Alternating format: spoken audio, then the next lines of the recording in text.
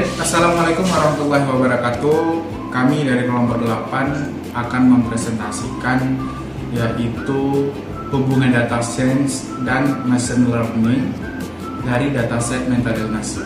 Kami di kelompok 8 ini ada 4 orang. Ya, pertama saya sendiri Haris Adi Alim, yang kedua Muhammad Rezaki, yang ketiga ada Ramadhani Ilmi, dan yang keempat Dion.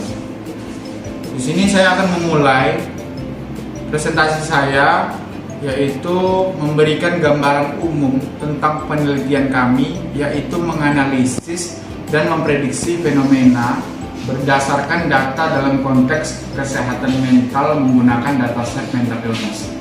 Tujuannya adalah menjelaskan hubungan data science dan machine learning serta mendeskripsikan alur proses penerapannya. Di sini ada hubungan data science dan machine learning itu seperti apa. Sini saya akan menjelaskan data science sebagai bidang luas yang mengekstrak pengetahuan dari kata, mencakup pengumpulan, pembersihan, analisis eksplorasi, visualisasi, dan penerapan model prediktif. Dari sini saya juga menjelaskan machine learning itu apa. Machine learning sebagai subbidang AI yang fokus pada pengembangan algoritma untuk belajar dari data tanpa diprogram secara eksplisit, dan merupakan alat utama dalam sains data untuk prediksi. Dan saya tegaskan di sini, machine learning juga bagian dari sains data, di mana sains data menyediakan kerangka kerja untuk memahami dan menyiapkan data untuk machine learning. Dan kami juga memilih yaitu dataset mental illness. Kenapa kami memilih dataset mental illness? Di sini saya akan menjelaskan bahwasanya dataset ini menyimpan informasi penting terkait kesehatan mental individu, seperti karakteristik demografis, riwayat kesehatan, dan tanggapan terkait kondisi mental. Dan saya sampaikan tujuannya di sini yaitu eksplorasi awal data untuk memahami kualitas dan karakteristik fundamental dataset sebelum analisis lebih lanjut. Dan metode di sini ada metode penelitian secara umum, yaitu seperti yang pertama eksplorasi data, yang kedua praproses data, yang ketiga pemodelan, yang keempat evaluasi model, dan yang terakhir yaitu visualisasi. Saya sebagai presenter pertama, Haris Adi Alim, yang akan dilanjutkan presenter kedua yaitu Ramadhani Ilmi Saputra. Terima kasih kepada teman saya Haris Adi Alim. Selanjutnya akan saya jelaskan materi selanjutnya. Pengantar pemrosesan data. Yang pertama, missing value atau nilai hilang. Di sini saya akan menjelaskan tentang penjelasan apa itu missing value, alasan penanganannya, contoh jurnal ilmiahnya, serta proses yang dilakukan kami sebagai kelompok. Data yang hilang atau tidak tersedia dalam dataset yang dapat mengurangi kualitas analisis dan menyebabkan bias. Missing value dapat menyebabkan bias dalam analisis statistik dan model machine learning, serta mengurangi kekuatan statistik. Missing data are reviewed current methods oleh Little dan Rubin dan The Prevention and Treatment of Missing Data in Longitudinal Research oleh Inders, bahwa laporan mengidentifikasi missing value dan metode umum penanganannya meliputi penghapusan atau manipulasi median atau teknik canggih. Selanjutnya outlier atau data pencilan. Titik data yang nilainya jauh berbeda dari berbagai dasar besar data lainnya. Alasan penanganan, outlier dapat mendistorsi distribusi data, mempengaruhi statistik deskriptif, dan mengurangi kinerja model machine learning.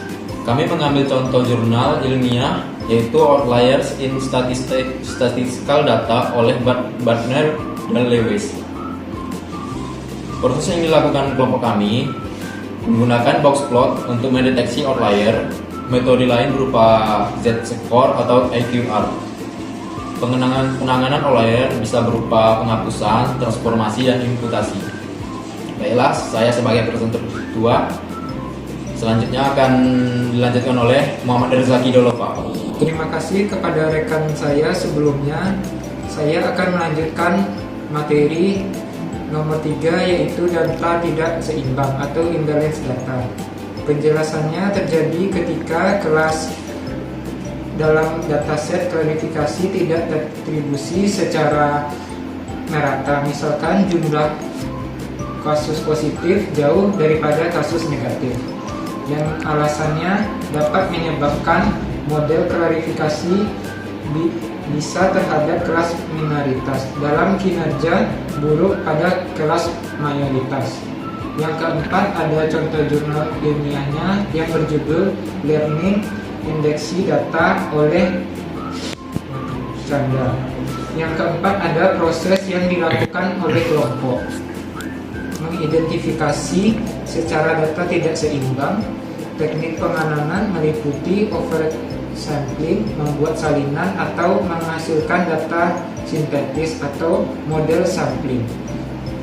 Untuk materi yang keempat, ada data tidak konsisten. Data tidak konsisten ini yang mengandung kontraksi, mentoteksi karena kesalahan input atau pembaruan yang tidak sinkron. Untuk aksesnya, mengurangi kendaraan informasi dapat menyebabkan independensi yang salah. Proses yang dilakukan kelompoknya biasanya data tidak konsisten. Pengamanannya melibatkan identifikasi atau resolusi intervensi. Yang kelima, yaitu ada nilai tidak aneh atau nilai tidak sesuai format, yaitu data memiliki format atau tipe data yang tidak sesuai harapan. Contohnya, angka mengandung karakter non-numerik. Untuk alasannya dapat menyebabkan kesalahan pembahasan dan klarifikasi data. Contoh jurnalnya yang berjudul Data Mining Problem Correct Approach oleh Haas. Untuk prosesnya, laporan mendeteksi data tidak sesuai format. Penanganan melibatkan konversi tipe data, penghapusan karakter tidak valid atau karakter yang imputasi. Sekian yang dapat saya jelaskan. Dilanjutkan oleh rekan saya Muhammad Dion Prasetyo. Baik, saya akan melanjutkan presentasinya. Poin pembahasannya yang keenam yaitu korelasi editor. Mengukur sejauh mana dua variabel saling terkait. Alasan penanganannya yaitu korelasi tinggi atau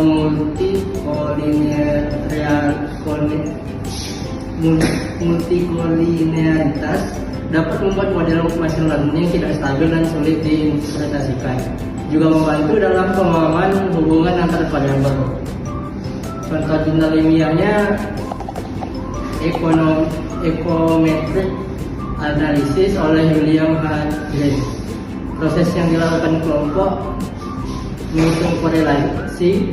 Penanganan bisa berupa penghapusan fitur berkorelasi atau reduksi dimensi. Proses machine learning pada dataset mental illness yaitu definisi masalah. Misal memprediksi resiko gangguan mental. Kesimpulannya, data sains membantu eksplorasi dan pemahaman mendalam, sementara machine learning memfasilitasi klasifikasi dan prediksi.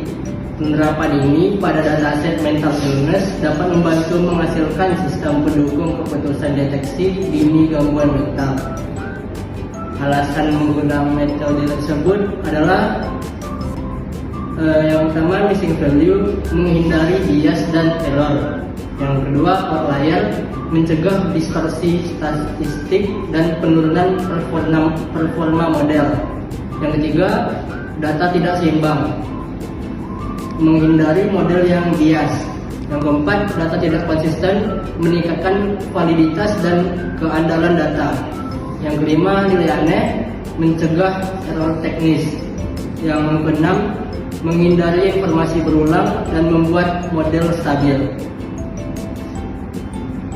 Yang ketujuh, encoding dan normalisasi, membuat data siap untuk ML algoritma. Baik, sekian dari saya. Ditutup. Assalamualaikum warahmatullahi wabarakatuh.